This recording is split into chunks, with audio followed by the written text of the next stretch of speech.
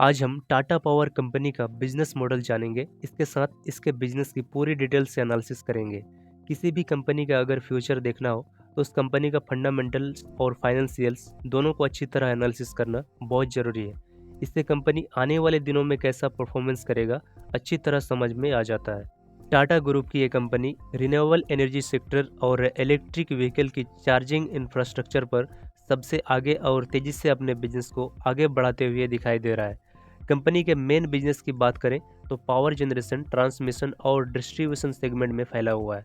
जब से टाटा पावर अपने बिजनेस को रिन्यूएबल एनर्जी की तरफ ट्रांसफ़र किया है, तब से देखा जाए तो कंपनी के सेल्स और प्रॉफिट ग्रोथ में एक अच्छी उछाल देखने को मिल रही है। पिछले कुछ फाइनेंशियल्स रिजल्ट में देखें तो कंपनी ने बढ़िया ग्रोथ पेश करने में कामयाब हुआ है, जिसके चलते हर बड़े इन्वेस्टर्स इस कंपनी के ऊपर लंबी पारी खेलते हुए नजर आ रहा है।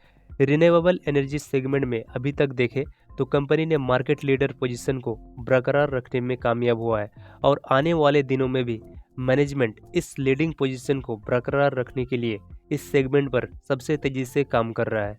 रिन्यूएबल एनर्जी सेक्टर में आने वाले समय में टाटा पावर अपने दबदबा कायम रखने के लिए लगातार अपने पावर प्रोडक्शन कैपेसिटी को बढ़ाने पर जोर देते नजर आ रहा है।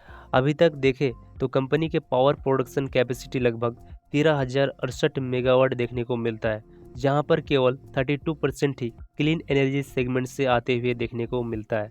इसलिए इस सेगमेंट में कंपनी अपने प्रोडक्शन कैपेसिटी को बढ़ाने पर काफ़ी ध्यान दे रही है। मैनेजमेंट आने वाले सालों में अपने पावर प्रोडक्शन कैपेसिटी को क्लीन एनर्जी सेगमेंट में ज़्यादा से ज़्यादा बढ़ाने के लिए बड़ी मात्रा में इन्वेस्टमेंट करता हुआ नजर आ रहा है। धीरे धीरे जैसे जैसे क्लीन एनर्जी से जुड़ी नए नए प्रोजेक्ट का काम पूरा होते नजर आएंगे, टाटा पावर के प्रोडक्शन कैपेसिटी बढ़ने के साथ ही इसके बिजनेस बढ़ने की रफ्तार में भी बहुत ही तेज होते नजर आने वाला है। पिछले कुछ समय से टाटा पावर लगातार ईवी चार्जिंग इंफ्रास्ट्रक्चर पर काफ़ी बढ़ चढ़कर काम कर रही है। अभी देखा जाए तो टाटा पावर इस सेगमेंट में एक लीडिंग कंपनी के तौर पर देश भर की लगभग 190 शहरों में 2000 से भी ज़्यादा ईवी चार्जिंग स्टेशन सेटअप कर भी लिया है। इस सेगमेंट में कंपनी ने सबसे पहले ही काम शुरू करने के चलते अभी सबसे ज़्यादा फायदा उठाते हुए देखने को मिल रहा है। आने वाले सालों में टाटा पावर भारत की अधिकतर ईवी चार्जिंग मार्केट में अपना कब्जा बनाने के लिए बहुत ही अच्छी रणनीति के तहत दूसरे कंपनी के साथ पार्टनरशिप भी करता हुआ नजर आ रहा है। आने वाले कुछ सालों तक कंपनी का लक्ष्य है कि भारत के हर कोने में लगभग 1 लाख ईवी चार्जिंग स्टेशन को सेटअप करें, जिसकी वजह से एक बड़ी मार्केट पर कंपनी का कब्जा होते देखने को मिल रहा है। टाटा पावर आने वाले सालों के लिए बहुत सारे बड़े प्लान को लेकर कंपनी आगे बढ़ते हुए देखने को मिल रही है।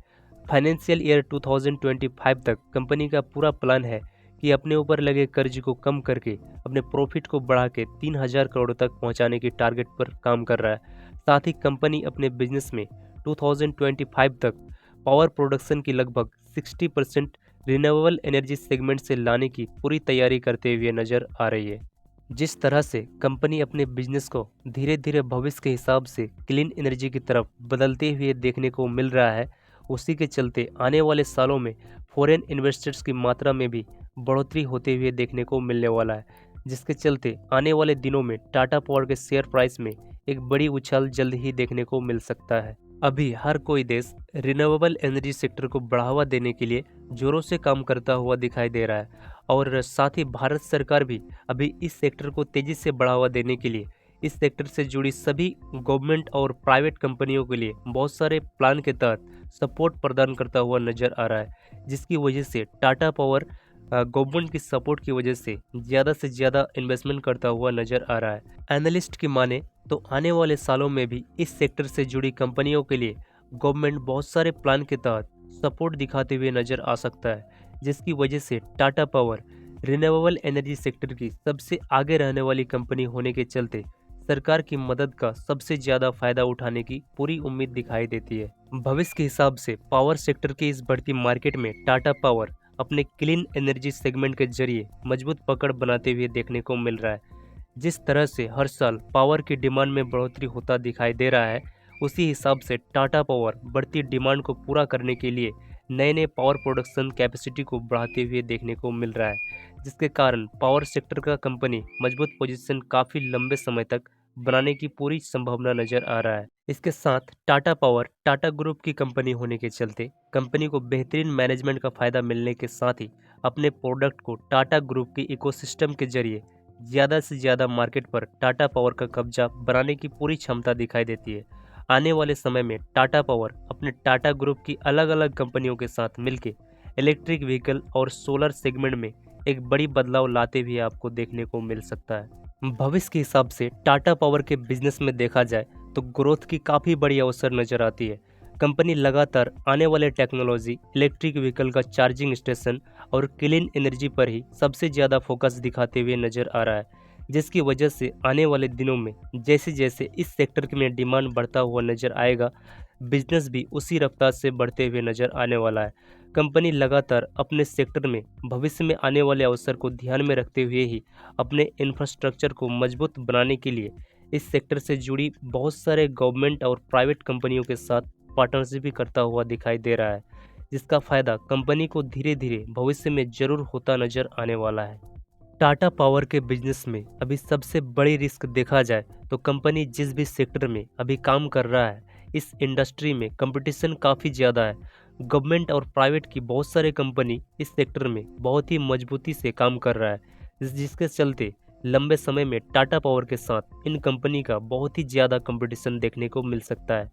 दूसरी रिस्क देखें तो टाटा पावर के सभी बिजनेस सेगमेंट में समय समय पर काफ़ी ज़्यादा मात्रा में इन्वेस्टमेंट करना पड़ता है, जिसके लिए कंपनी को बहुत ही ज़्यादा मात्रा में कर्ज लेना पड़ सकता है। हालांकि कंपनी अपने बिजनेस को बढ़ाने के लिए ये कर्ज लेता है, लेकिन इन्वेस्टर्स के नज़रिए से इस रिस्क को बिल्कुल भी नज़रअंदाज नहीं किया जा सकता। तो दोस्तों, ये था टाटा पावर कंपनी का बिजनेस मॉडल और इसका डिटेल्स एनालिसिस। और ये वीडियो सिर्फ एजुकेशनल पर्पज़ के लिए है, किसी भी तरह के बाय या सेल का रिकमेंडेशन नहीं है। वीडियो पसंद आए तो लाइक ज़रूर करें, और अगर आप इस चैनल पर नए हो तो इस चैनल को सब्सक्राइब जरूर करें। फिर मिलते हैं ऐसी अगले वीडियो में। Thanks for watching.